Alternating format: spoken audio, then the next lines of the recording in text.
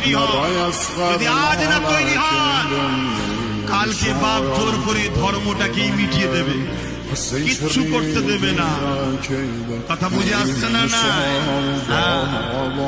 আজকে তোমার চাল আটকেছে, আলু আটকেছে, বালু আটকেছে, টেস্ট করে করে দেখছে কতটা আটকানো যায়। যখন দেখবে তো পুরুষ এই প্যারালাইসিস টাইপের হয়ে গেছে, তখন এসে বুকে লাথি মেরে বলবে মোহাম্মদ রসুলকে ছেড়ে দিতে হবে। তখন তোমার তো আর্থিক প্যারালাইসিস হয়েই গেছে। এখন থেকে জাগবেন রসুলের জন্য, হাঁটবেন রসুলের জন্য, ঘুরবেন রসুলের জন্য, কথা বলবেন রসুলের জন্য, নিঃশ্বাস টানবেন রসুলের জন্য, নিঃশ্বাস ছাড়বেন রসুলের জন্য। আর এই কথাগুলো আমার বাপ আমায় শিখাইনি, এই কথা স্বয়ং আল্লাহ বলছে। জোরে বলুন সুবহানাল্লাহ। কোরআন তার প্রমাণ দিচ্ছে।